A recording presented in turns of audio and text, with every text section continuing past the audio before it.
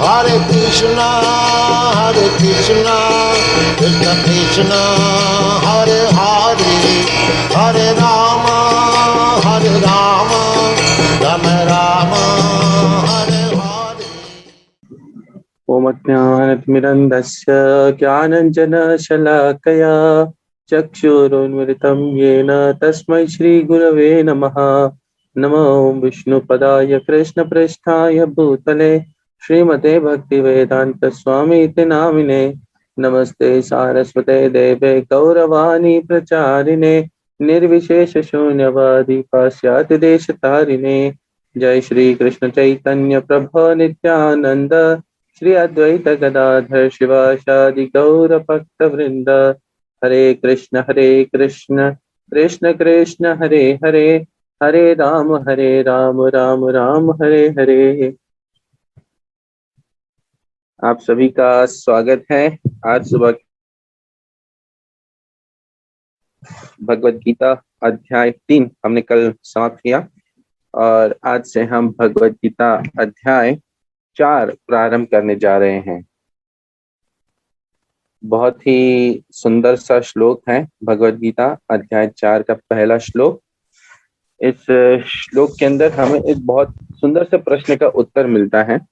जैसे कई बार हम कोई व्यक्ति अगर प्रश्न पूछता है कि कृष्ण तो आज से 5000 साल पूर्व ही हुए हैं, तो उसके पहले कृष्ण कहाँ थे, या जो भगवद गीता का ज्ञान नहीं ये तो केवल 5000 साल पुराना है, ये ज्ञान इससे पुराने तो वेद रहे हैं। और इस प्रकार के कई प्रश्न किए जाते हैं जहाँ पर कई इस प्रकार के विचारधाराएं हमारे सामने आती हैं। परंतु इस श्लोक के अंदर भगवान अपने उस काल की भी बात बता रहे हैं जहाँ पर एकदम शुरुआत की गई थी। ये एक बहुत ही सुंदर सा श्लोक है, आप इसे याद कर सकते हैं। अध्याय नंबर 4 श्लोक नंबर 1। एक श्री भगवान उवाच इमं विवस्वते योगं प्रोक्तावान् हम अव्ययं विवस्वान् मानवे प्राह मानुरिक्ष्वाकवे ब्रवीत्। श्री भगवान श्री कृष्ण ने कहा, मैंने इस अमर योग विद्या का उपदेश सूर्यदेव विवस्वान को दिया और विवस्वान ने मनुष्य के पिता मनु को उपदेश दिया और मनु ने इसका उपदेश इक्ष्वाकु को दिया। यहाँ पर देखिए भगवान खुद ये बात बता रहे हैं कि ये जो योग विद्या का ज्ञान है अर्थात भगवत गीता का ये जो ज्ञान है, इसका उपदेश भगवान ने चिरकाल में एकदम सृष्टि के प्रारंभ के समय में सूर्यदेव को दिया। कौन सूर्यदेव? सूर्यदेव का नाम है विवस्वान। सूर्य एक ग्रह है, सूर्यदेव उस ग्रह के अधिष्ठात्री देवता हैं। वहां पर उनके रूलिंग जो राजा हैं वो सूर्यदेव हैं और उन राजा का नाम है विवस्वान। भगवान खुद ये बात बता रहे हैं कि सूर्य देव का नाम विवस्वान है। विवस्वान को मैंने ये ज्ञान उस समय को दिया था जब इस पृथ्वी के ऊपर पूरी तरीके से, जैसे हम कहते हैं मानवता का निर्माण हुआ या मानव समाज बना, वो मनु से बना और मनु को ये ज्ञान विवस्वान ने दिया।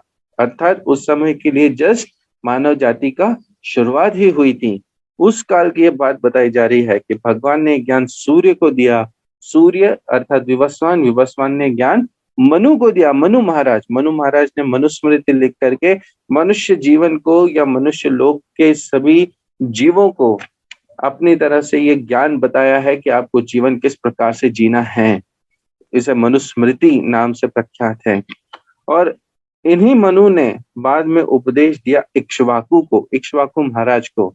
इक्ष्वाकु महाराज सूर्य वंश के महाराज हैं और इसी वंशावली में हम सभी के एकदम इष्ट और बहुत ही हमारे प्राणों से प्रिय भगवान राम अवतरित हुए। यदुकुल शिरोमणि जैसे भगवान कृष्ण को कहा जाता है, उसी प्रकार से इक्ष्वाकु वंश के जो शिरोमणि हैं वो भगवान राम कहे जाते हैं।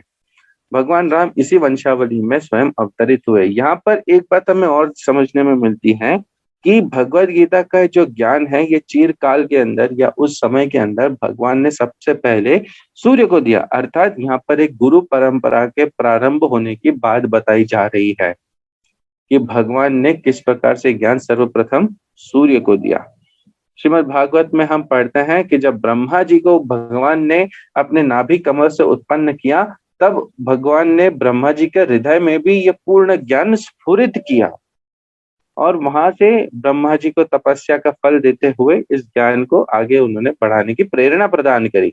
तेने ब्रह्म हृदय आदि कवये, आदि कवि ब्रह्मा जी को कहा जाता है और उनके हृदय में यह ज्ञान को भगवान ने जागृत किया। इस प्रकार से भगवान अपने कुछ कुछ खास शिष्यों के अंदर ये भगवत गीता का या भागवत का जो ज्ञान है ये प्रकट करते हैं। जो सनातन ज्ञान है, समस्त वेदों का सार का ज्ञान ये अपने शिष्यों में प्रकट करते हैं और उन्हीं से आने वाली जितनी परंपराएं होती हैं वो वास्तविकता में इस ज्ञान को कैरी कर सकती हैं। जैसे सूर्य वंश के अंदर भगवान ने, हम पढ़ते हैं, सूर्य को ये ज्ञान दिया, ब्रह्मा जी को दिया, लक्ष्मी को दिया, 4 कुमारों को दिया और भगवान ने शिव को दिया। आज के युग के अंदर ये 4 परंपराएं हैं जो प्रामाणिक हैं और इन्हीं 4 परंपराओं के अंदर मुख्यतः ये समझा जा सकता है कि भागवत का ज्ञान आज भी आता है। ब्रह्मा जी का, लक्ष्मी का, कुमारों का और भगवान शिव का, ये 4 मुख्यतः गुरु परंपराएं हैं जो प्रामाणिक हैं। इसमें से ब्रह्म मत व गौड़ीय संप्रदाय जो ब्रह्मा जी से शुरू होता है, उसमें श्री चैतन्य महाप्रभु अवतरित हुए और इसी संप्रदाय से हम आते हैं। श्री संप्रदाय और श्री संप्रदाय जिसमें रामानुजाचार्य जी प्रमुख हुए, सनत कुमारों के संप्रदाय और रुद्र संप्रदाय में विष्णु स्वामी और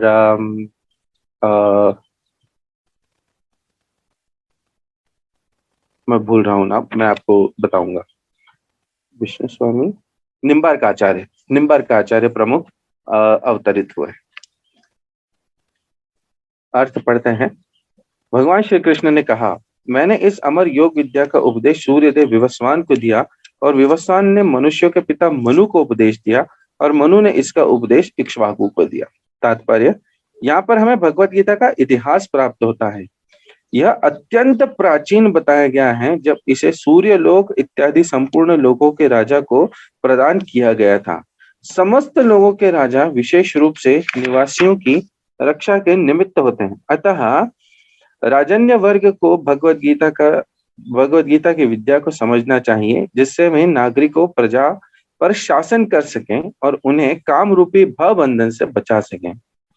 बहुत ही सुंदर सा यहाँ पर श्लोक में प्रभुपाद जी उत्तर दे रहे हैं कि जिस प्रकार से भगवान ने सूर्य को एक ज्ञान दिया, अर्थात सूर्य लोक के राजा को ये ज्ञान दिया। क्यों? क्योंकि एक राजा के पास में जब ये परम ज्ञान अवेलेबल होता है तब वो अपनी प्रजा को सही मार्ग में ले जा पाता है।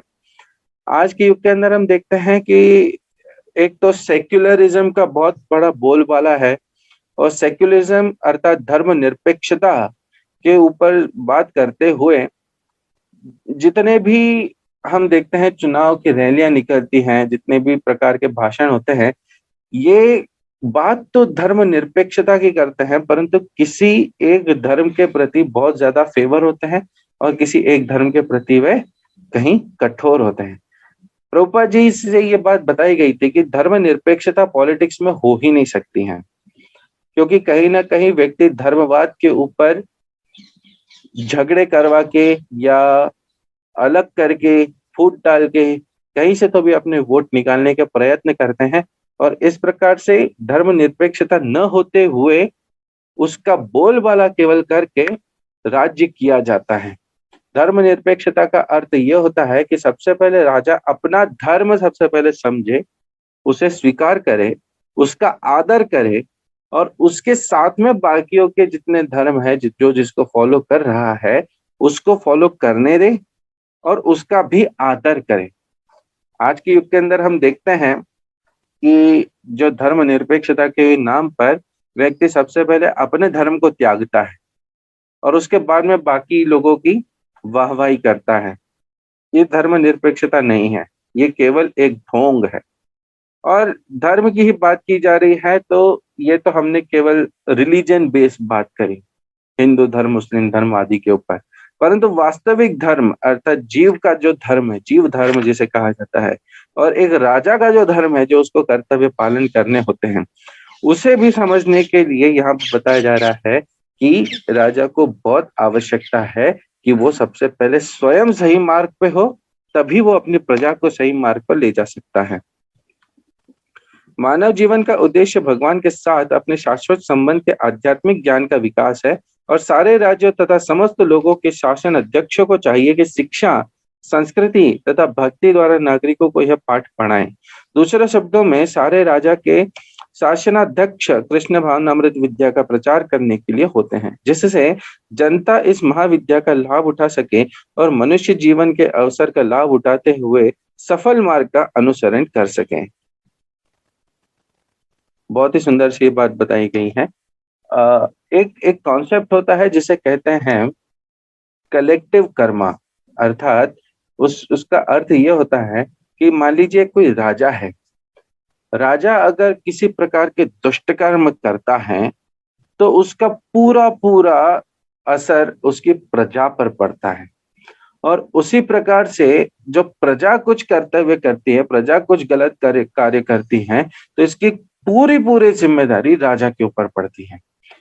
राजा के कर्म का एक छठा हिस्सा, पूरा एक छठा हिस्सा प्रजा को सहन करना पड़ता है।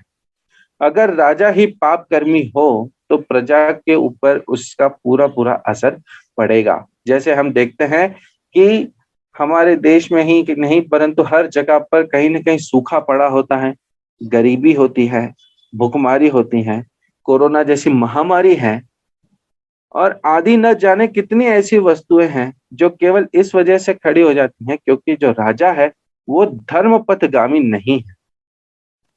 जब वो राजा धर्मपथगामी हो जाता है तब ये सारी परेशानियां अपने आप खत्म होने लगती हैं। किस तरीके से हम इसे समझ सकते हैं कि युधिष्ठिर महाराज के काल में या भगवान राम के काल में ऐसा नहीं होता था कि सूखा पड़ जाए, कहीं सूखा पड़ने की बात ही नहीं होती थी। दशरथ महाराज के काल में जब 12 साल सूखा पड़ा था, तब 12वें साल में जाकर के उन्हें पता चला कि सूखा पड़ा है, क्योंकि 11 साल तक के लिए अनाज भरपूर अवेलेबल था, जल भरपूर अवेलेबल था जो स्टोर किया हुआ था। इसी प्रकार से प्रकृति की जितनी वस्तुएं चाहिए थी 11 साल तक के लिए, 11-12 साल तक के लिए जनक महाराज को पता ही नहीं चला कि उनके यहाँ पे सूखा पड़ा है।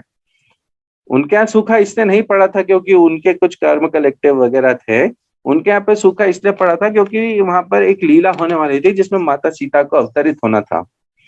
परंतु ये हमें बात समझ में आती है इस श्लोक से कि जो राजा होता है, राजा अगर अपने कर्मों को बराबर धर्म पथ के हिसाब से नहीं करता है तो उसका पूरा असर उसके प्रजा के ऊपर पड़ता है।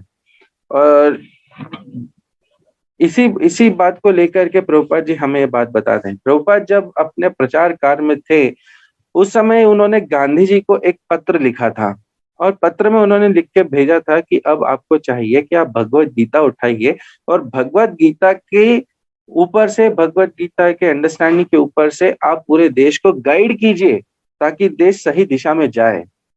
परंतु उस पत्र का न कभी गांधी जी ने जवाब दिया और ना ही उसके ऊपर कभी अमल किया। और हम आज भी देखते हैं कि उसी काल में हुए जितनी घटनाएं हैं उसी का खामियाजा आज भी देश भुगत रहा है। केवल वही नहीं परंतु उसके बाद में प्रभुपाद जी ने गांधी जी को दोबारा से एक लेटर लिखा था जब देश आजाद हो गया था।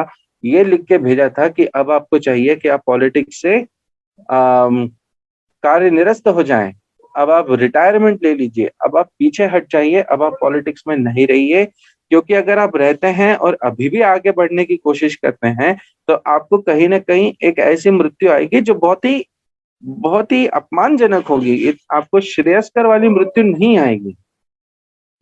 गांधी जी ने इस बात के ऊपर भी अमल नहीं किया और प्रभुपाद जी के पत्र को इग्नोर कर दिया।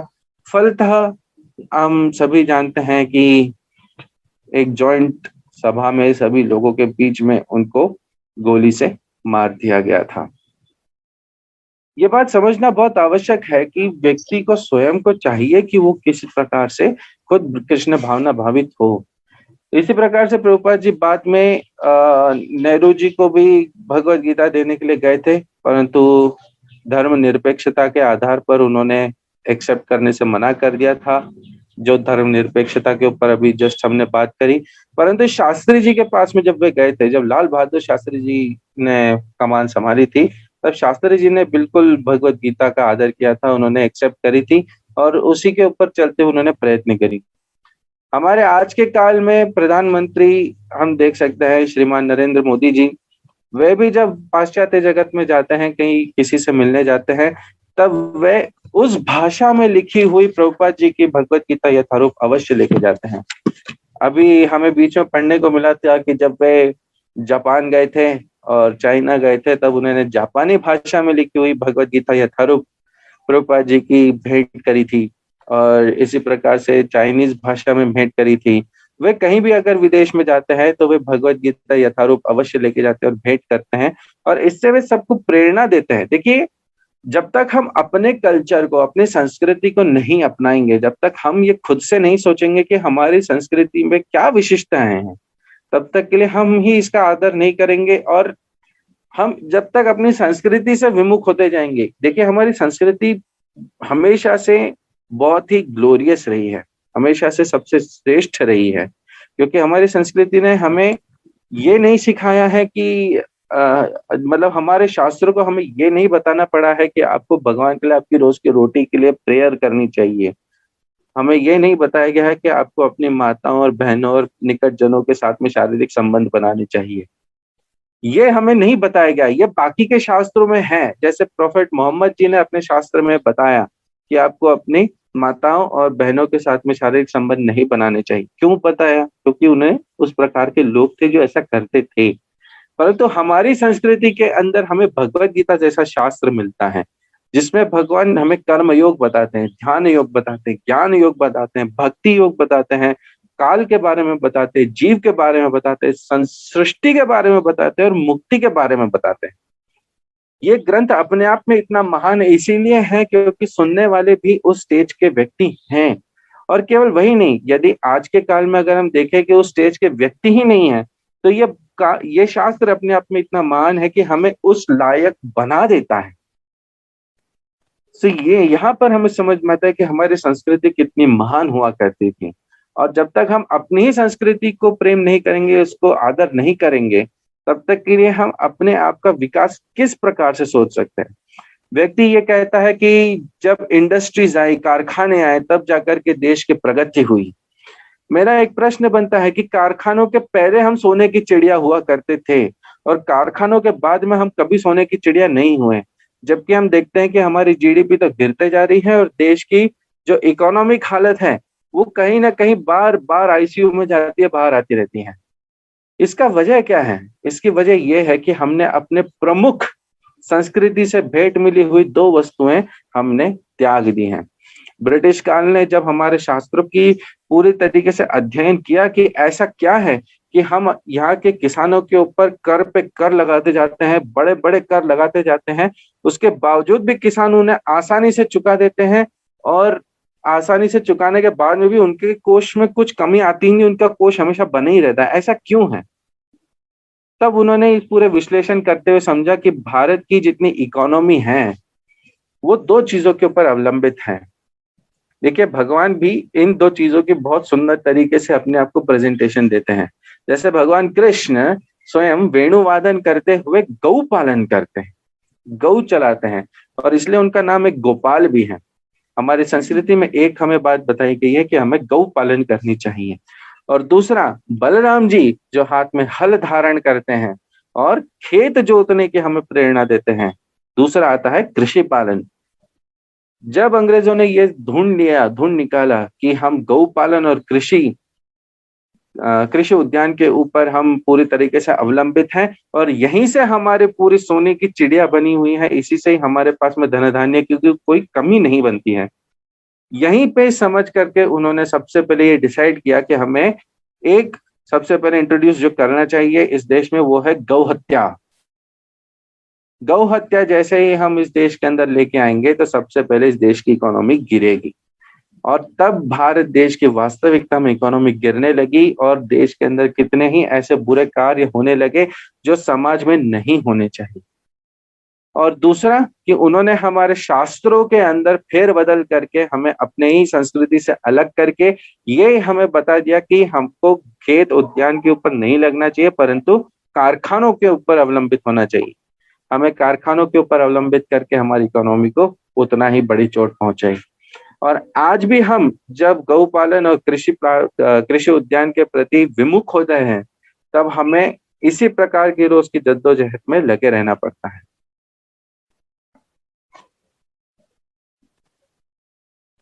और यहीं पर इसीलिए ये बात बताई जाती है कि सबसे पहले ये आवश्यक है कि हमारे जो शासन अधिकारी हैं, स्वयं सबसे पहले उन्हें ये बात का ज्ञान हो कि हमारी संस्कृति क्या है। इसके लिए उन्हें चाहिए कि वो भी शास्त्र पढ़ें और इस सुंदर से शास्त्र भगवत गीता के मार्ग को अपने जीवन में अप्लाई करें, अपने जीवन में एक्सेप्ट करें। आगे पढ़ते हैं। इस मनवंतर में सूर्यदेव विवस्वान कहलाता है, यानी सूर्य का राजा, जो सौर मंडल के अंतर्गत समस्त ग्रहों लोगों का उद्गम है। ब्रह्म संहिता में कहा गया है, ब्रह्मा जी ने कहा है, मैं उन श्री भगवान गोविंद की पूजा करता हूँ जो आदि पुरुष हैं और जिनके आदेश से समस्त लोगों का राजा सूर्य प्रभुत शक्ति तथा ऊष्मा धारण करता है। यह सूर्य भगवान के नेत्र तुल्य है और यह उनकी आज्ञा अनुसार अपनी कक्षा को तय करता है। सूर्य के बारे में बताया गया है कि भगवान की आंखों में, देखिए भगवान की दो आंखें होती हैं, इन दो आंखों में से एक सूर्य है और एक चंद्र है। श्रीमद् भागवत में बात बताई गई है और भगवत गीता में आगे पढ़ते हुए हमें बात और भी समझ में आएगी। तब यहाँ पर ये समझाया गया है कि सूर्य के जो राजा हैं, अर्थात सूर्य ग्रह के जो राजा है और स्वयं जो सूर्य का ग्रह है, वह भगवान की इच्छा से और आदेश से तेजोमान होता है और सूर्य की जो गति है वो भी भगवान के आदेश से डिसाइड की जाती है। हमें अभी तक के लिए जो पढ़ाया गया था साइंस में वो ये था कि सूर्य स्थिर है और सभी ग्रह सूर्य के पूरे चक्कर लगाते रहते हैं। परंतु हाल ही में एक नई स्टडी और निकल करके आई है जिसमें बताया गया है कि नहीं, सूर्य भी किसी एक बड़ा सा तारा है जिसके अराउंड घूम रहे हैं, एक बड़े से ग्रह के अराउंड घूमते हैं सूर्य, और फिर सूर्य के अराउंड ये सारे प्लैनेट्स घूमते हैं और अब ये सब मिलके एक ऐसा ग्रह है जिसके चक्कर काट रहे हैं। हाल ही में ये डिस्कवरी आई है और शास्त्र इस बात को बहुत पहले ही पुष्टि कर चुका है कि सूर्य का जो ग्रह है वो ध्रुव महाराज के ग्रह के आजू बाजू चक्कर काटता है और बाकी के प्लैनेट्स सूर्य के आजू बाजू चक्कर काटते हैं। इसीलिए हम देखते हैं रामायण में भी ये बात आती है कि सूर्य अपने रथ के ऊपर बैठ करके चलते हैं जहां पर रथ रुकता नहीं, और हनुमान जी उनके सामने जाते हैं, उनसे रिक्वेस्ट करते हैं कि आप मुझे गुरु बना, आप मुझे शिष्य बन के आप मेरे गुरु होके मुझे शिक्षा प्रदान करें। और हनुमान जी उल्टी दिशा में उड़ते हुए सूर्यदेव से शिक्षा ग्रहण करते हैं क्योंकि सूर्य रुक नहीं सकते।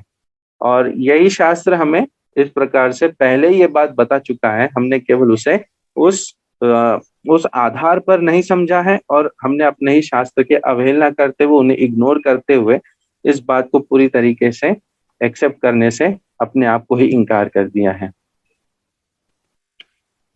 जो सूर्य में जो शक्ति आती है तेजमयी होने की, वो शक्ति आती है भगवान से। भगवान से कैसे आती है? भगवान के शरीर से, भगवान के स्वरूप से हमेशा तेज प्रकट होते रहता है। इस तेज को ब्रह्म कहा जाता है या ब्रह्म ज्योति कहा जाता है और ये ब्रह्म ज्योति सूर्य को तेज प्रदान करती है। सूर्य तेजोमयी होता है और सूर्य चंद्रमा को तेज प्रदान करता है और इस प्रकार से इन ग्रहों से इस पृथ्वी के ऊपर प्रकाश होता है। सूर्य सभी लोगों का राजा है तथा सूर्यदेव विवस्वान सूर्य ग्रह पर शासन करता है, जो ऊष्मा तथा प्रकाश प्रदान करके अन्य समस्त लोगों को अपने नियंत्रण में रखता है। सूर्य कृष्ण के आदेश पर घूमता है और भगवान कृष्ण ने विवस्वान को भगवत गीता के विद्या समझाने के लिए अपना पहला शिष्य चुना। अतः गीता किसी मामूली सांसारिक विद्यार्थी के लिए कोई काल्पनिक भाष्य नहीं, अपितु ज्ञान का मानक ग्रंथ है जो अनंत काल से चला आ रहा है। भगवत गीता का यह ज्ञान किसी एक साधारण व्यक्ति को दिया हुआ नहीं है, एक बहुत ही असाधारण व्यक्ति को दिया गया, एक बहुत ही स्पेशल व्यक्ति को दिया गया है, जो किसी भी एक सांसारिक व्यक्ति या किसी भी छोटे मोटे व्यक्ति के लिए नहीं है। और यही से हमें बात समझ में आती है कि जो भगवत गीता का ज्ञान है अपने आप में बहुत ही ऊंची ऊंची कॉन्शियसनेस का, एक बहुत ऊंची चेतना का है। और केवल अभी के लिए ये 5000 साल पहले गीता लिखी गई है या किसी व्यक्ति ने इसके ऊपर टीका करी है, ऐसा नहीं है, परंतु ये जो शास्त्र है ये उस काल से आज तक के लिए, अनंत काल से आज तक के लिए चलता आ रहा है। महाभारत में हमें गीता का इतिहास इस रूप में प्राप्त होता है। त्रेता युग के आदि में विवस्वान ने परमेश्वर संबंधी इस विज्ञान का उपदेश मनु को दिया और मनुष्यों के जनक मनु ने इसे अपने पुत्र इक्ष्वाकु को दिया। इक्ष्वाकु इस पृथ्वी के शासक थे और उस रघुकुल के पूर्वज थे जिसमें भगवान श्री राम ने अवतार लिया। इससे प्रमाणित होता है कि मानव समाज में महाराज इक्ष्वाकु के काल से ही भगवत गीता विद्यमान थी। और चूंकि यह वंशावली इतनी श्रेष्ठ है, इसलिए इस वंशावली को धन्य करने के लिए भगवान राम इस वंशावली में अवतरित हुए हैं। इस समय कलयुग के केवल 5000 वर्ष व्यतीत हुए हैं, जबकि इसकी पूर्ण आयु 4,32,000 वर्ष है। इसके पूर्व द्वापर युग था और इसके भी पूर्व त्रेता युग था। इस प्रकार लगभग 20,05,000 वर्ष पूर्व मनु ने अपने शिष्य तथा पुत्र इक्ष्वाकु से, जो इस पृथ्वी के राजा थे, श्रीमद् भगवत गीता कही। कितनी पुरानी है भगवत गीता जो इक्ष्वाकु महाराज से आ रही है? 20,05,000 वर्ष पूर्व है। वर्तमान मनु की आयु लगभग 30,43,000 क्षमा कीजिए 30,43,00,000 वर्ष अनुमानित की जाती है, जिसमें से 12,04,00,000 वर्ष बीत चुके हैं। यह मानते हुए कि मनु के जन्म के पूर्व भगवान ने अपने शिष्य सूर्यदेव विवस्वान को गीता सुनाई, मोटा अनुमान यह है कि गीता कम से कम 12,04,00,000 वर्ष पहले कही गई और मानव समाज में यह 20 लाख वर्षों से विद्यमान रही। देखिए, बराबर गणित बता करके हमें ये बात समझ में आ रहा है कि गीता कितने वर्ष पुरानी है। ऐसा नहीं है कि ये जो नंबर्स हैं, ये जो गणित है, ये ऐसे ही लिख दिया गया है, नहीं, परंतु ये बिल्कुल प्रभुपाद जी ने इसके पीछे रिसर्च करके, अलग अलग शास्त्रों से समझ करके, हमारे आचार्य द्वारा बताए हुए, और जितना गणित लग सकता है उस गणित को पूरी तरीके से लगा करके हमारे सामने बात प्रकट करी है। ये शास्त्र कितना पुराना है और कितने समय से भगवत गीता इस धरा पर चलते आ रही है। इसे भगवान ने लगभग 5,000 वर्ष पूर्व अर्जुन से पुनः कहा। ऐसा क्यों किया भगवान ने? क्योंकि जो गुरु शिष्य परंपरा थी वह कहीं ना कहीं बीच में समाप्त हो गई थी। जैसे सूर्य वंश के अंदर भगवान ने भगवत गीता प्रकट करी और फिर आगे जाकर के लिंक खत्म हो गई, अर्थात इस ज्ञान को पुनर्जीवित करना था, इसलिए भगवान स्वयं प्रकट हुए, स्वयं अवतारित हुए और आज से 5,000 वर्ष पूर्व भगवान ने अर्जुन के सामने यह गीता कही।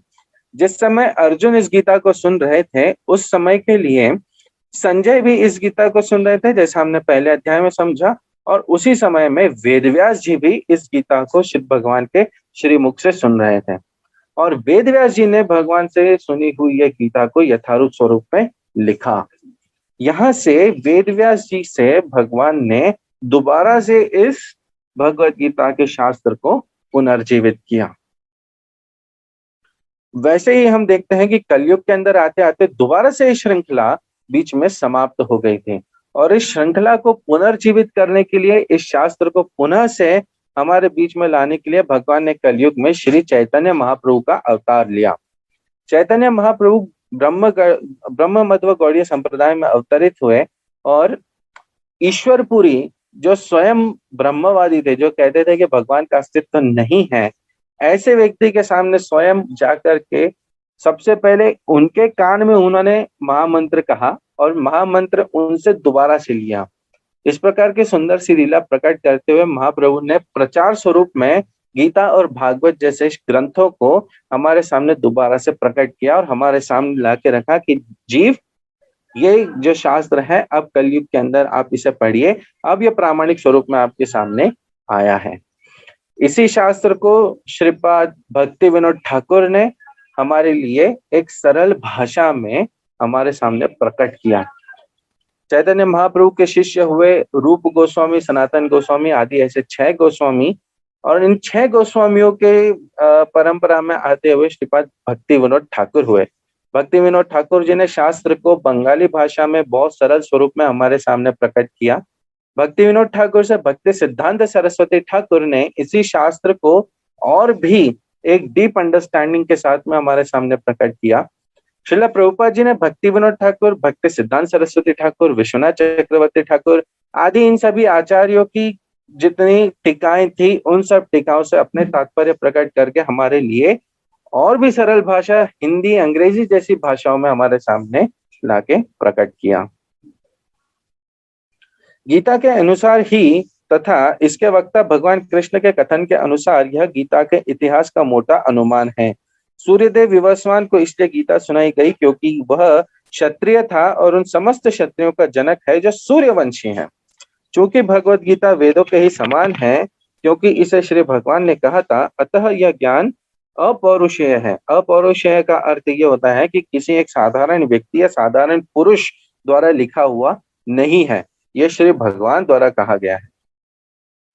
चूंकि वैदिक आदेशों को यथारूप में बिना किसी मानवीय विवेचना के स्वीकार किया जाता है, फलतः गीता को भी किसी सांसारिक विवेचना के बिना स्वीकार किया जाना चाहिए। संसारी तार्किक जन अपनी अपनी विधि से गीता के विषय में चिंतन कर सकते हैं, किंतु यह यथारूप भगवत गीता नहीं है। देखिए, प्रभुपाद जी हमें बता रहे हैं कि जो व्यक्ति अपने मन से, अपनी बुद्धि से विचार करके गीता के टीकाओं को समझने का प्रयत्न करता है, वह व्यक्ति भगवत गीता को यथारूप स्वरूप में समझ नहीं पाता है, चाहे वह संस्कृत का कितना ही बड़ा विद्वान क्यों ना हो। अतः भगवत गीता को गुरु परंपरा से यथारूप में ग्रहण करना चाहिए। जब तक भगवत गीता जैसा शास्त्र गुरु परंपरा में रहते हुए आदर नहीं किया जा सकता है, तब तक के लिए कोई सा भी शास्त्र, केवल भगवत गीता ही नहीं परंतु कोई सा भी शास्त्र आपको समझ में नहीं आएगा। क्यों? क्योंकि ये दिव्य ज्ञान है। दिव्य ज्ञान आपको इस मौखिक स्वरूप में एग्जैक्टली इतना समझ में नहीं आता है जितना आपके हृदय में स्फुरना होते हुए उसे दिव्य स्वरूप में उजागर किया जाता है। यहाँ पर यह वर्णन हुआ है कि भगवान ने इसे सूर्यदेव को से कहा, सूर्यदेव ने अपने पुत्र मनु से और मनु ने अपने पुत्र इक्ष्वाकु से कहा। यहाँ पर हमें समझ में आता है कि देखिए, राजा सूर्य के समान होता है, जो सूर्य सब जगहों से पानी इकट्ठा करते हैं, अपने पास ऊपर लेके जाते हैं और फिर बाद में वर्षा स्वरूप में सबको बराबर स्वरूप में दोबारा से बांट देते हैं। एक राजा को भी उसी प्रकार से होना चाहिए कि वो टैक्स जब लेते हैं तब सब लोगों से बराबर स्वरूप में टैक्स ने और उसी प्रकार से सबके ऊपर बराबर स्वरूप में वापस से बांट दें। जिस प्रकार से चंद्रमा शीतलता प्रदान करते हैं, उसी प्रकार से एक राजा को भी चाहिए कि वह अपने प्रजा के ऊपर इस प्रकार से छत्र छाया दे कि प्रजा को सुख मिले। परंतु आज हम कुछ उल्टा ही देखते रहते हैं कि समाज में ऐसा नहीं होता है,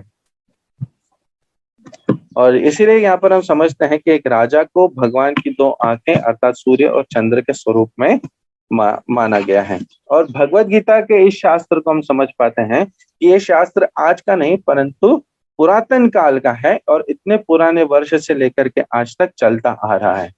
हमें बहुत आवश्यकता है कि हम इस प्रकार के शास्त्र की शरण ग्रहण करें। आज के सेशन को यहीं पर ही समाप्त करते हैं। हरे कृष्णा। हरे कृष्णा अभिराम। हरे कृष्णा। हाँ, एक प्रश्न ये है कि जो महामंत्र है उसका जाप करने के लिए क्या गुरु बनाना आवश्यक है या हम घर में बैठ के जाप कर सकते हैं? मतलब उसको कैसे शुरू करना है, वो मुझे जानना था। नाम नाम अकारि बहुधा निज सर्वशक्ति तत्रार्पिता नियमिता स्मरणेन काला एतादृशी तव कृपा भगवन् ममापि दुर्दैवमिदृशमिहा जनिनानुरागा। इस प्रकार से श्लोक चैतन्य महाप्रभु ने हमारे सामने प्रकट करते हुए ये कहा है कि हरे कृष्ण महामंत्र का जाप करने के लिए आपको केवल इच्छा होनी चाहिए, आपको केवल इस प्रकार की समझ होनी चाहिए और आप महामंत्र का जाप कर सकते हैं। देखिए, गुरु जब हम स्वीकार करते हैं और गुरु आपको जब महामंत्र प्रदान करते हैं, तब वो महामंत्र की शक्ति अपने आप में अधिक प्रबल हो जाती है और आपके हाथ में जब ये महामंत्र की माला आती है, आप इसका जाप करते हैं, तब गुरु के आशीर्वाद से आपका जो आध्यात्मिक विकास है वो बहुत बहुत गुना एक्सेलरेट हो जाता है, बहुत गुना बढ़ता है। बिना गुरु के भी यदि आप महामंत्र का जाप करते हैं तो भी आपका शुद्धिकरण होगा, महामंत्र अपना असर अवश्य देगा। ऐसा नहीं है कि बिना गुरु अपनाए हुए आप महामंत्र का जाप नहीं कर सकते हैं। इसीलिए इसे महामंत्र कहा गया है कि इसके ऊपर लगने वाले सभी नियमावली भगवान ने हटा दिया है। परंतु गुरु अपनाने के बाद में, गुरु से जब महामंत्र आपको मिलता है और आप महामंत्र का जाप करते हैं, तब आपके आध्यात्मिक चेतना के विकास को बहुत बहुत गुना भगवान स्वयं बढ़ा देते हैं। गुरु का अपने आप में एक अलग स्थान है और शास्त्र का अपने आप में एक स्थान है। केवल इस बात को इसी प्रकार से हम समझते हैं कि महामंत्र आज अगर मान लीजिए 1 वर्ष हम प्रयत्न कर रहे हैं और हृदय पर एक ईंट हटा रहा है 1 वर्ष के प्रयास में, तो जब गुरु आपको महामंत्र प्रदान करते हैं, तब आपके 1 वर्ष के प्रयास में कम से कम 10 या 12 ईंटें हट जाएगी। इस प्रकार से गुरु आपके लिए कार्य करते हैं, क्योंकि गुरु जब हमें दीक्षा प्रदान करते हैं तो सबसे पहले हमें शुद्ध करते हैं, हमारे सभी कर्मों को अपने शरीर में अपना लेते हैं, अपने ऊपर अपना लेते हैं और हमें शुद्ध करके ये मौका प्रदान करते हैं कि चलिए अब 0 से स्टार्ट कीजिए। और तब हम जब महामंत्र फिर आगे जपना प्रारंभ करते हैं, तब हमारी चेतना में बहुत बहुत बहुत विकास आता है।